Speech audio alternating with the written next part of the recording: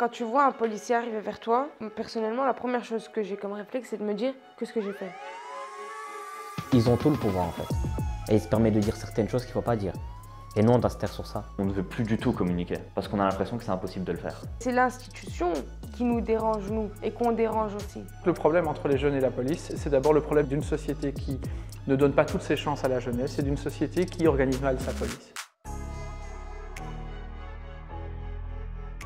Alors le SEM Festival se déroule sur 15 jours et il va traiter des 4 grands thèmes de l'égalité des chances. Donc les discriminations liées au genre, les discriminations liées au handicap, les discriminations liées à la race, à la classe, les discriminations liées aux thématiques LGBTQIA+. La particularité de ce festival, c'est qu'il va être complètement intersectionnel. C'est qu'on va prendre ces grands axes et on va les mixer en fait. On va partager les réalités des uns et des autres. L'objectif de ce festival, c'est vraiment sortir de soi, se décentrer pour aller s'immerger dans le récit, dans l'expérience de l'autre. Le projet Police, c'était un échange entre des jeunes de Schaerbeek, des jeunes ambassadeurs d'expression citoyenne et des policiers de la commune de Schaerbeek.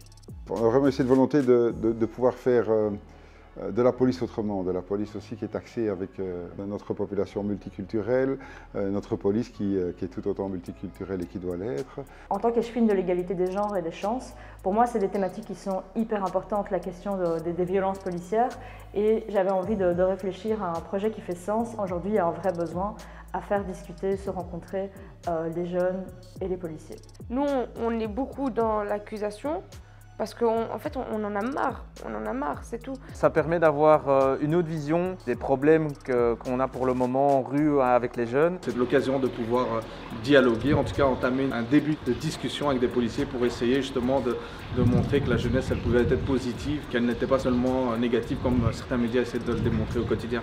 Si on leur partage notre vision et qu'ils la comprennent, la prochaine fois, ils feraient plus attention durant un contrôle. Ça permet d'ouvrir un dialogue et d'avoir une idée de à quoi ils pensent. Et je trouve ça très important pour qu'on puisse avancer, c'est de pouvoir briser les tabous et pouvoir parler de tout et de rien avec eux en donnant notre avis.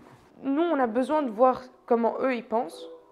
Et eux, ils ont besoin aussi de voir comment nous, on pense. On va utiliser des outils d'échange et de dialogue qui sont assez particuliers. Alors, dans ces outils, il y a des ambassadeurs d'expression citoyenne, c'est des jeunes qui ont expérimenté du débat, qui ont expérimenté de la prise de parole et qui ensuite vont en fait animer les échanges, vont animer des groupes d'inspecteurs ou de membres de la police et des jeunes d'associations par ailleurs. Et cette position-là, elle est incroyable parce que les jeunes, ils ont l'habitude d'être des bénéficiaires, ils ont l'habitude d'être infantilisés. Et le fait de voir des ambassadeurs qui en fait sont à la manette, ça change déjà la disposition. Quand j'arrive dans le projet Police, je ne suis pas juste là pour servir d'intervenant extérieur, de médiateur entre les jeunes et la police. Je suis aussi là en tant que jeune qui participe à un projet Jeune Police. Être jeune à l'animation, c'est montrer que les jeunes ont une place. Il y a souvent cette idée-là qu'en fait, ils sont dans une société où ils n'ont pas leur place et ils vont peut-être la crier d'une mauvaise manière. Oui, ils ont une place et les ambassadeurs le montrent. Et pour les policiers, c'est la même chose. C'est-à-dire qu'ils ont devant eux l'exemple même que les jeunes ont une place à prendre, qui sont citoyens, qui sont engagés, qui sont responsables. Et ce qu'on a observé dans ce projet, comme dans plein d'autres projets, c'est que ça permet de gagner du temps et ça permet de gagner de l'efficacité, d'avoir ainsi la jeunesse qui nous montre la voie. Dans la prise de parole, on va préconiser 2 types d'expression du corps. Soit la position neutre, soit, et moi j'en fais partie, on a le droit de bouger. Il y a un mot et vous devez parler sur ce mot pendant 1 minute. On croit que c'est facile et en réalité c'est très très dur. Si on doit appliquer à ça les 3 V, les 4 C, la posture, pas trop de E, pas finir par voilà et qu'on ait quand même quelque chose de consistant dans ce qu'on a dit, c'est assez compliqué. Les outils qu'on a utilisés, c'est des exercices oratoires qui sont très théoriques à la base, mais qui permettent d'introduire certaines bases de l'éloquence qui sont essentielles pour pouvoir bien s'exprimer. Parce qu'un discours bien amené, forcément un discours plus intéressant. Je peux vous le dire en connaissance de cause, parler 1 minute, c'est possible de le faire sur n'importe quel sujet. D'accord ? Essayez de construire, réfléchissez plus loin, essayez de visualiser le concept de justice, essayez d'aller voir une partie du concept dont vous n'avez pas traité, et peu importe avec le mot qu'on va vous donner, essayez de le visualiser, de construire une idée dans votre tête et d'aller chercher chaque recoin de l'idée qui vont vous permettre de pouvoir parler pendant 1 minute. On fait vraiment débattre, et débattre en se rencontrant, débattre en mettant un climat de confiance, et puis débattre avec les joutes verbales qui sont un outil incroyable pour se décentrer et pour se mettre à la place des autres, en fait, tout simplement. Une joute verbale, c'est un peu un jeu d'esprit, un exercice de pensée où on a deux positions, la position pour, la position contre. C'est un débat d'arguments, soit en individuel, soit en équipe. Et la particularité, c'est qu'on a défini la question, donc ce n'est pas les protagonistes qui choisissent le sujet, et ils ne choisissent pas non plus leur position. Pour moi, l'intérêt des joutes verbales, c'est vraiment le fait de se décentrer de soi pour aller tester d'autres positions, de se mettre un peu en danger, de sortir de sa zone de confort. On apprend à remettre en question notre position, ce qu'on considère comme acquis. Dans le cadre des joutes en équipe, on apprend à s'entraider et à réfléchir ensemble à une même thématique. C'est une sorte de tremplin d'empathie et de tremplin d'esprit critique. C'est vraiment un outil merveilleux parce que autant pour les policiers que pour les jeunes qui peuvent avoir des certitudes accomplies complètes, et là on se retrouve parfois à devoir défendre et donner des arguments qui vont contraire à ses propres convictions, et ça évidemment c'est super intéressant. On est avec des policiers, mélanger les jeunes policiers, et on se retrouve à défendre la même cause en même temps. Et la parole est identique pour chacun, ça c'est important puisqu'on ne se coupe pas dans une joute, on rebondit sur ce que l'autre a dit mais on ne se coupe pas, il y a vraiment une grande notion de respect, et ça au niveau des échanges, de la communication, c'est juste parfait, vraiment. Si je suis moi un jeune à côté d'un inspecteur de police et qu'en face il y a des jeunes et des inspecteurs de police, finalement on fait équipe ensemble. Un des drames de la police au quotidien, c'est que c'est une communauté dans la communauté.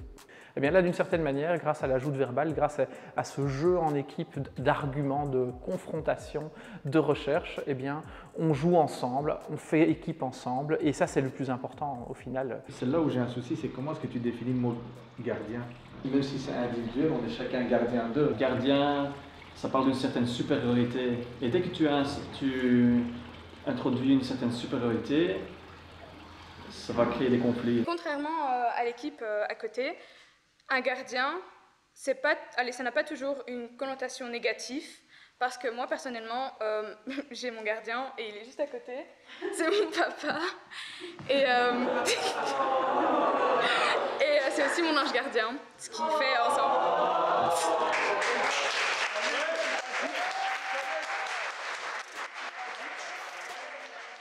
Et puis l'autre grand avantage des joutes, c'est que ça introduit bien les débats par la suite. Quand on est arrivé dans le projet, il y a un réel cadre bienveillant qui s'est créé, et on a pu discuter de sujets un peu plus compliqués, on n'a pas dû se braquer et essayer d'être gentil. C'est clair que si un flic qui n'a pas envie d'aller dans le dialogue, il ne va pas venir ici.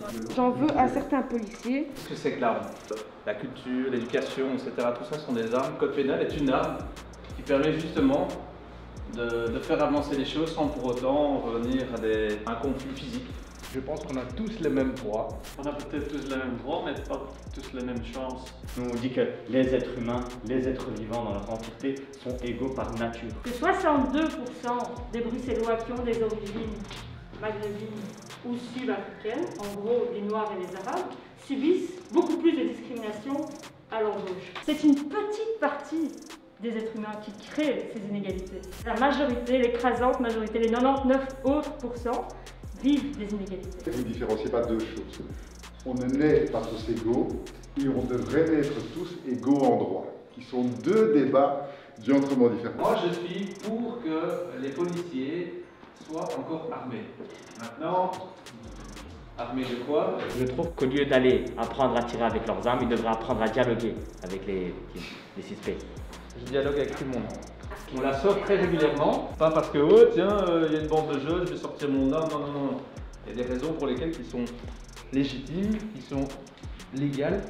Quand on fouille un bâtiment et qu'il y a des voleurs à l'intérieur, tu es obligé, tu vas pas arriver en mode avec la lampe de poche, salut les gars, ça va? Alors que tu es face à des gens qui sont peut-être armés, qui sont sûrement dangereux. Tout ce projet témoigne du fait que les jeunes sont prêts à communiquer avec la police. Mais ça ne peut pas se faire dans des conditions d'intervention. Alors qu'avec des projets comme ça, là on est prêt à finalement entamer ces discussions, et ça nous fait plaisir de le faire. Parce qu'on sait qu'on n'a rien à se reprocher et qu'on vient juste là pour justement cette discussion. C'est quoi le problème entre les jeunes et la police? En fait, la question, elle pose déjà problème. parce qu'on croit que c'est un problème entre les jeunes et la police. Alors que pour moi, il y a déjà un problème au niveau de la police, dans sa manière de travailler, dans les contraintes qu'on lui met, dans la logique aussi de ses horaires. Il y a plein de choses à dire sur la difficulté d'être policier aujourd'hui, avant même qu'il ne s'adresse à un jeune dans la rue. Et pour les jeunes, c'est la même chose. On a un système qui ne respecte pas suffisamment les jeunes, une école qui n'accroche pas suffisamment les jeunes, une gestion de l'éducation qui pose problème. Être policier aujourd'hui, ce n'est pas juste défendre la loi, représenter l'État. Pour moi, l'État en démocratie qui fonctionne bien, c'est un État qui éduque. Et donc, au même titre qu'un juge doit être un bon éducateur, qu'un enseignant doit être un bon éducateur, je pense qu'un policier doit être un bon éducateur. C'est surtout un problème de communication. Les jeunes ont un sentiment de frustration énormément. On regarde des situations qui sont pratiquement identiques, mais où les traitements sont très différents et on se demande pourquoi. Et on n'a pas de réponse. Et tous ces problèmes de communication ont mené à ce que les échanges entre la police et les jeunes se sont dégradés encore et encore, jusqu'à arriver à un espèce de point de non-retour où on ne veut plus du tout communiquer, parce qu'on a l'impression que c'est impossible de le faire. Il donne l'impression d'être supérieur. Pendant un contrôle ou quoi, il y a la forme d'autorité, donc toi tu dois le respect, mais le respect n'est pas toujours réciproque. Je me sens coupable, même si j'ai rien fait. Il va peut-être se passer quelque chose, parce que c'est un policier et que moi je suis qu'un individu et en soi je ne représente pas grand-chose. Quand je vois un policier, je vais moi-même me braquer et je vais moi-même ne pas vouloir communiquer parce que je vais avoir l'impression que la communication n'est pas possible. Et je sais que dans le meilleur des cas, c'est juste une perte de temps, et dans le pire des cas, je me retrouve en garde à vue ou je ne sais quoi, alors que je n'ai pas commis un crime en tant que tel. Et comment se passent les relations entre les jeunes et la police? C'est dans un contexte où les jeunes se sentent surveillés, où ils se sentent potentiellement victimes. Une voiture de police à l'horizon et déjà ils sont crispés. Et du côté des inspecteurs de police, c'est un petit peu la même chose. Aborder un jeune, c'est forcément rentrer dans une zone d'inconfort. Il y a très peu de confiance, énormément de crainte. J'ai l'impression que la police n'est pas là pour moi en tant que jeune, elle est là contre moi et pour les autres. On a une mauvaise image d'eux pour la plupart. Ils ont une mauvaise image de nous pour la plupart. Et quand on arrive, ça tape, tu vois. Et si maintenant il y en a un qui va manquer de respect, l'autre il va se dire mais comment il me manque de respect? Il va voir moi aussi, je ne dois pas le respect alors. Et du coup, lui il va manquer de respect, et puis finalement c'est qui perd? Moi je pense aussi qu'il y a ce sentiment de peur et ce sentiment d'impuissance aussi des jeunes face à la police. Pas seulement de notre propre expérience, celle peut-être de nos amis, celle de nos proches ou même l'image de la police dans les médias, etc.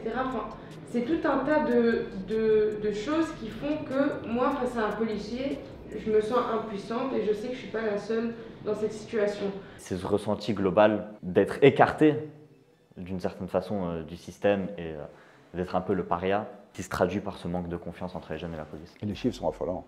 Les gens ont peur. Les gens ont peur de la police. Et au plus ça va dans l'âge, au plus ça s'accentue.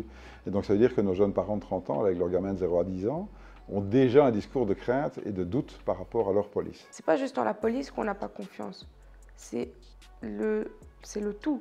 C'est la police, et les politiciens, et le gouvernement, et nos droits qui servent absolument à rien. Et en fait, c'est un tout qui fait qu'on n'a pas confiance, et la police, elle vient pour accentuer ce manque de confiance en eux. Avoir peur quand un service de police arrive, ça c'est le pire du pire. Alors que notre boulot, c'est justement d'être là pour dire, si la police est là, on doit se sentir en sécurité et se dire, ils sont là et il ne peut rien m'arriver. Je vais être protégé et servi. Et donc si on est dans le contraire, il faut travailler, travailler, travailler. J'ai appris qu'en Belgique, le stage et tout, pour devenir policier, il était vraiment court comparé à d'autres pays.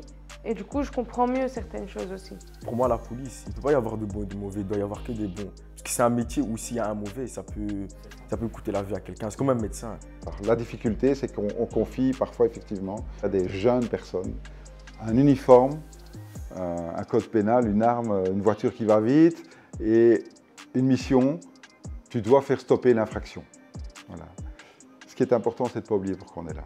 Et ça, parfois, certains flics oublient. J'ai l'impression qu'ils dédramatisent la situation, en fait.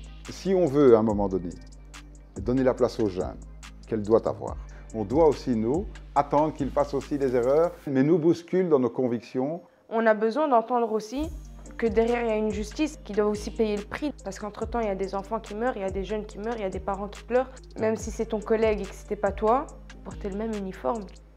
Et nos policiers des 19-20 ans, parfois ça reste de grands gamins. Alors de nouveau, on peut dire tout ce qu'on veut, de dire ouais, bon, on ne peut pas, vous êtes formés, ils doivent apprendre la déontologie, bien évidemment, bien évidemment. Mais je dis, ça reste encore des gens humains, des personnes qui parfois de temps en temps sont là et manquent effectivement lors de cette expérience, ce recul que pour pouvoir tout faire. Donc dans leur approche, on est bien d'accord que ce n'est pas toujours adéquat. Après on sait, derrière un policier, il y a un humain, ça on le sait, mais c'est plus ce qui représente la police. En plus, genre, on oublie vite. Genre, quand il y a une bavure, pendant une semaine, on en parle, ça passe partout aux infos, tout le monde parle, ça manifeste, et puis quelques temps après, ça passe. Et puis tout est calme, jusqu'à y a une autre bavure, et puis ça recommence à chaque fois. Je trouve qu'il n'y a rien qui est mis en place pour vraiment stopper ça.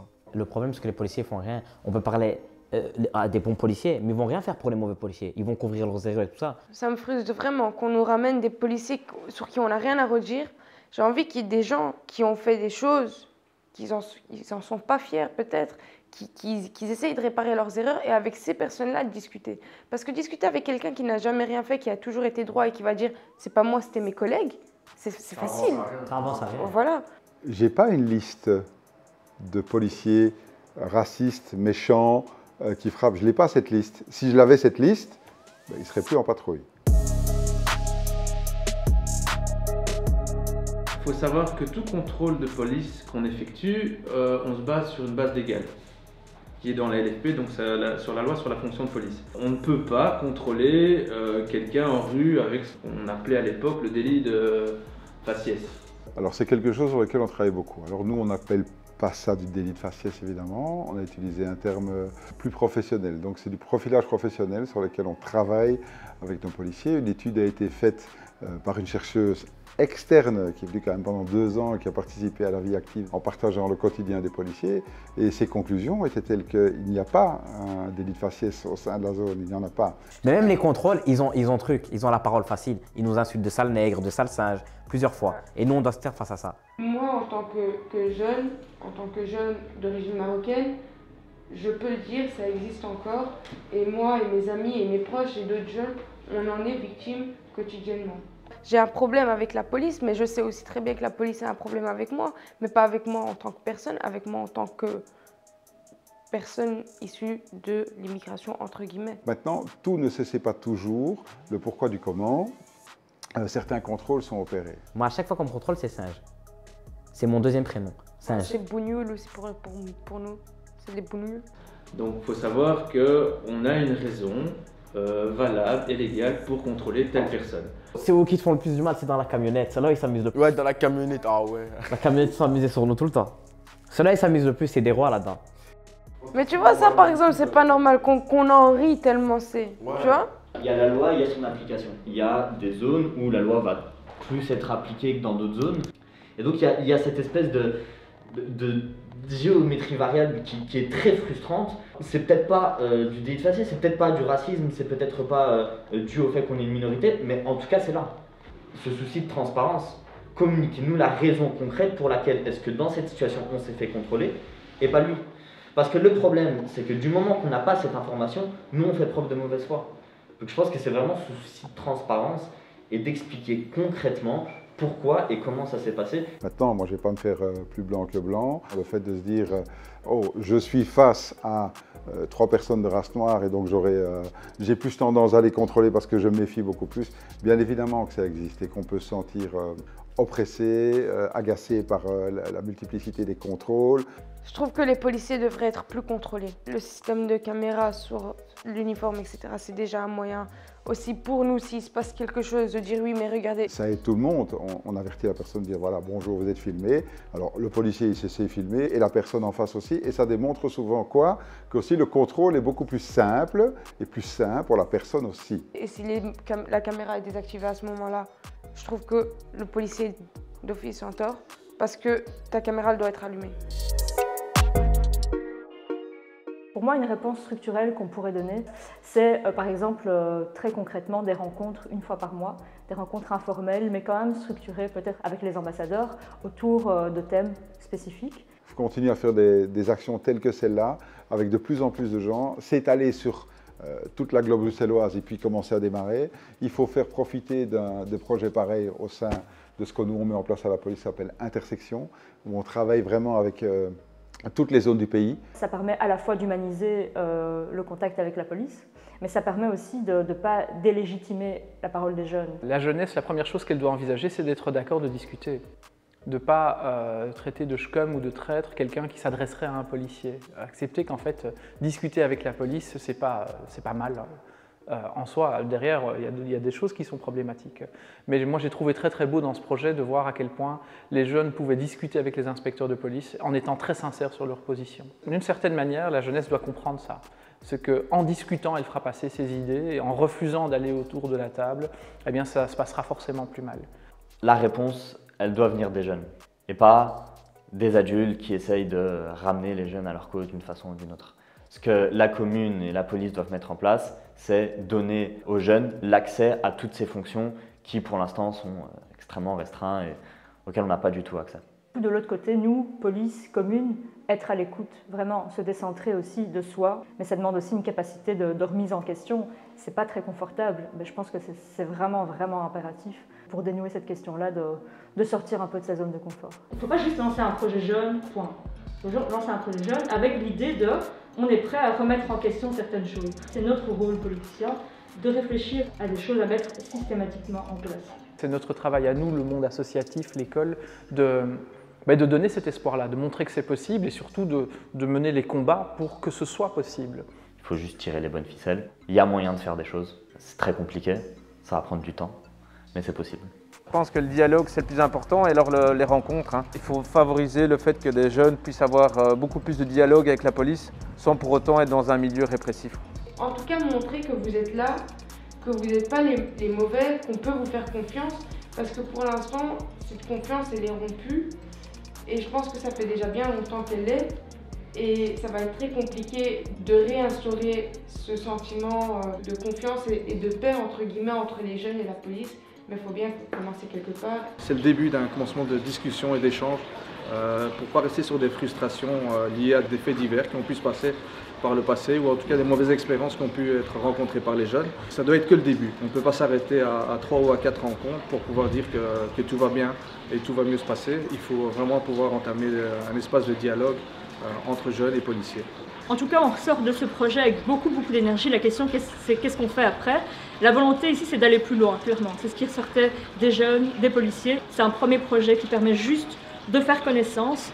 On a tous envie d'aller plus loin, je pense que c'est ce qu'on va faire.